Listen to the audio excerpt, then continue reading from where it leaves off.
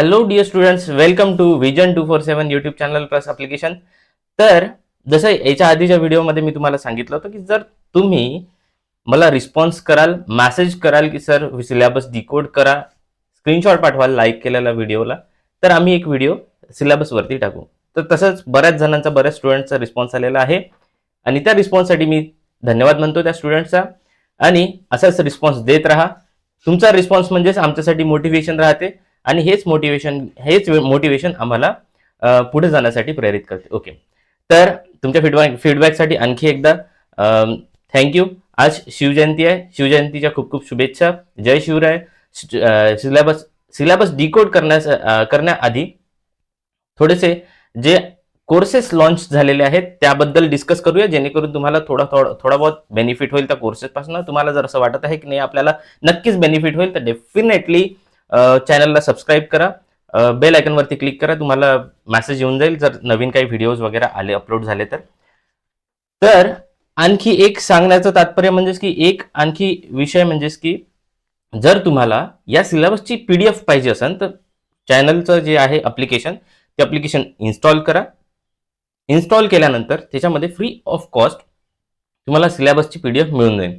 आता हा सिलेबस कशाचा आहे? ऑफिशियल सिलेबस आहे का, किंवा मग एक्झॅक्ट हाच आहे का? तर बघा, सिलेबस जो आहे, हा जो सिलेबस आहे हा बनवला कशाच्या बेसिसवरती? जे याच्या आधीचे एक्झाम्स झालेले आहेत, सिमिलर एक्झाम्स जे या आधी झालेले आहेत, त्या एक्झाम्सला ओव्हरलुक करून, त्या एक्झाम्स बद्दल पूर्ण अभ्यास करून हा सिलेबस डिझाईन केलेला आहे. जसं हा पोस्ट कशाची आहे? असिस्टंट गव्हर्नमेंट डॉक्युमेंट एक्झामिनरची, म्हणजेच की डॉक्युमेंट व्हेरिफिकेशन वाली. ठीक आहे, CID ची पोस्ट.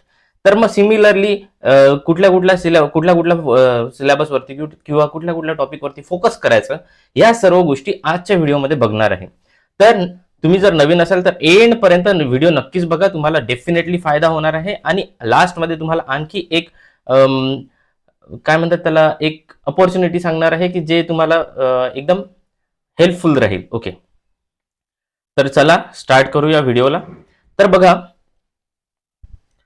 कोर्सेस बद्दल आधी बघून घेऊया. एक एक मिनिट घेईल मी तुमचा बस, त्यानंतर स्टार्ट करूया सेशन. ओके, तर बघा, vacancy CID vacancy free free weekly mock test, free weekly mock test आहे आपल्या चॅनलवरती अवेलेबल आहे. तर ती जी वीकली मॉक टेस्ट आहे, ही free weekly mock test topic wise mock test आहे. टॉपिक वाईज मॉक टेस्ट जे आम्ही सर्व टीमनी, हे जितकी टीम आहे या टीमनी त्यांचे एफर्ट्स देऊन, एकाचं काम नसते एखादा सिलेबस डिझाईन करणं किंवा मग मॉक टेस्ट बनवणं. हर एक टीमचं एक वेगळं रिसर्च आहे त्यांच्या टॉपिकमध्ये, आणि ते रिसर्च करून त्यांचे टॉपिक्सवरती क्वेश्चन्स बनवलेले आहेत आणि ते तुम्हाला मॉक टेस्टमध्ये मिळणार आहेत.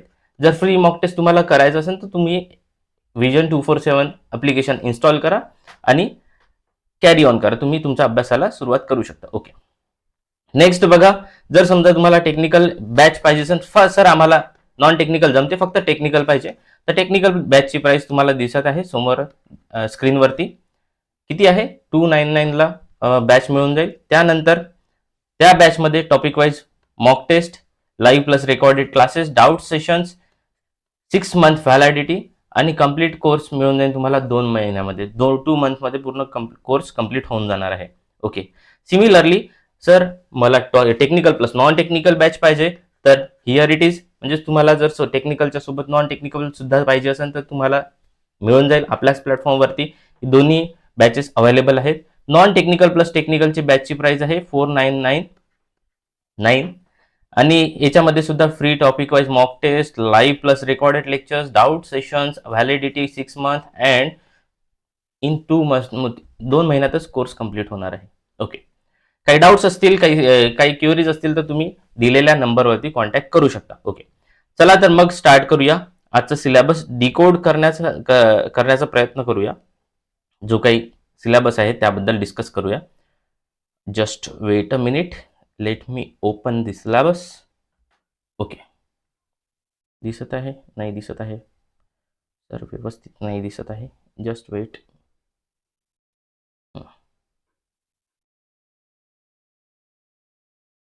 ओके, आता सर्वांना दिसत असेल? हां, विजिबल आहे. Okay okay okay. बघा सिलेबस सिलेबस सगळ्यात पहिले स्टार्ट करूया आपण. सगळ्यात आधी स्टार्ट करूया forensic science. Forensic science forensic science okay. Forensic सायन्समध्ये इंट्रोडक्शन टू फॉरेन्सिक सायन्स महत्त्वाचं आहे. त्याच्यामध्ये सबटॉपिक पण आहेत. हे दिलेले सबटॉपिक्स आहेत. हे सबटॉपिक्स जर आणखी वाचायचे असतील डिटेल्समध्ये तर चॅनलवरती तुम्हाला PDF मिळून जाईल ही वाली. त्यानंतर क्वेश्चन डॉक्युमेंट एक्झामिनेशन. डॉक्युमेंट एक्झामिनेशनचीच पोस्ट आहे तर डेफिनेटली याच्यावरती तर क्वेश्चन्स येतीलच. त्यानंतर instrumental techniques in document analysis. Document ॲनालिसिसमध्ये इन्स्ट्रुमेंटल टेक्निक्स कुठल्या कुठल्या यूज करायचे ते दिलेलं आहे. त्यानंतर नेक्स्ट पुढे जाऊया. Okay. Forensic biology and serology. Then next chemical separation, instrumental technique, forensic medicine, basic physics and chemistry. Then legal aspects. कुठे गेलं? हां, लीगल ॲस्पेक्ट्स. त्यानंतर केमिस्ट्रीचा सिलेबस बघूया एकदा. Chemistry okay. Chemistry detailed syllabus, forensic document okay. तर बघा याच्यामध्ये physical सायन्समध्ये काय काय आहे? Atomic structure, then chemical bonding, pH, hydrogen bonding, ionic bonding, covalent bonding and hydrogen, हे केमिकल बॉन्डिंगचा पार्ट. बफर्स अँड इंडिकेटर्स, त्यानंतर सोल्युशन्स अँड कॉन्सन्ट्रेशन युनिट्स, त्यानंतर thermodynamic basics, enthalpy, entropy, basic part. त्यानंतर ऑर्गॅनिक केमिस्ट्रीमध्ये बघा functional group identification, alcohol, aldehyde, ketones, basics. त्याच्यानंतर aromatic compounds, polymer chemistry. त्याच्यानंतर एक्झामच्या point of व्ह्यूने focus कशावरती करायचा आहे? इंकचं कंपोजिशन. कारण बघा पोस्ट कशाची आहे? डॉक्युमेंट व्हेरिफिकेशनची. तुम्हाला डॉक्युमेंट व्हेरिफिकेशनमध्ये इंकचं डिटेक्शन किंवा कंपोजिशन कसं आहे, काय आहे ते माहिती असायला पाहिजे. त्यासाठी सुद्धा थोडंसं एक सिलेबसमध्ये पार्ट ॲड केलेला आहे आम्ही. त्यानंतर बघा डाय केमिस्ट्री म्हणजेच की तेच इंकचाच पार्ट येते. Solvent properties, ink ageing concept. त्यानंतर ॲनालिटिकल केमिस्ट्रीमध्ये क्रोमॅटोग्राफी कशासाठी यूज करतो आपण? सेपरेशन. तर ते क्रोमॅटोग्राफी पण इम्पॉर्टंट आहे. क्रोमॅटोग्राफीमध्ये paper chromatography, TLC, column, HPLC. Spectroscopy देखील इम्पॉर्टंट आहे. स्पेक्ट्रोस्कोपीमध्ये UV, visible, IR, mass spectrometry. त्याच्यानंतर अप्लिकेशन्स काय विचारू शकतील याच्यामध्ये? हे जे आहे, हा जो वरचा सिलेबस वाचला आपण, ह्याचे अप्लिकेशन्स काय आहेत की काय विचारू शकतात याच्यामधून? याच्यामध्ये इंकचं कंपॅरिझन विचारू शकतात. क्रोमॅटोग्राफीमध्ये आपण सेपरेशन करू शकतो इंकला. त्यानंतर इंक डेटिंग. त्याच्यानंतर फॉर्जरी डिटेक्शन ओके. त्याच्यानंतर फॉरेन्सिक केमिस्ट्रीमध्ये काय आहे? फॉरेन्सिक केमिस्ट्रीमध्ये बघा डॉक्युमेंट स्पेसिफिक, तेच इंक ॲनालिसिस, तेच chemical composition, paper chemical composition म्हणजेच की ज्या पेपरवरती इंक आहे ते पेपरचं केमिकल कंपोजिशन. त्यानंतर security ink and security paper. खूप सारे याच्यामध्ये बरेचसे टॉपिक्स आहेत. इम्पॉर्टंट टॉपिक्स आहेत हे. बघा फिजिक्स डिटेल्ड ॲनालिसिस फॉरेन्सिक डॉक्युमेंटच्या पॉईंट ऑफ व्ह्यूने. आता बघा जेवढा पण सिलेबस आहे त्या सर्वच्या सिलेबस कोणत्या पॉईंट ऑफ व्ह्यूने आहे? ॲज पर डॉक्युमेंटेशन, म्हणजेच की फॉरेन्सिकमध्ये डॉक्युमेंट कसे ॲनालिसिस करतो आपण त्या पॉईंट ऑफ व्ह्यूने. जसं ऑप्टिक्स फिजिक्सचा पार्ट आहे. त्यानंतर बघा ऑप्टिक्समध्ये सब टॉपिक्स आहेत. रिफ्लेक्शन, रिफ्रॅक्शन, लेन्सेस अँड हे तुम्ही वाचू शकता. तुम्हाला PDF मिळून जाईल.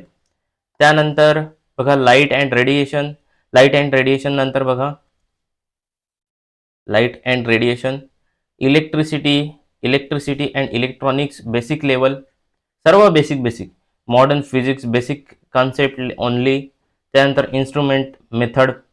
Instrument based physics okay. त्यानंतर मोस्ट इम्पॉर्टंट एक्झाम्स एरियाज, म्हणजेच की कोणते असे टॉपिक्स आहेत की जे एक्झामच्या पॉईंट ऑफ व्ह्यूने सगळ्यात जास्त फोकस करायला पाहिजे, तर ते कुठले आहेत? तर ink chemistry, chromatography principle, UV IR detection, microscope, त्याच्यानंतर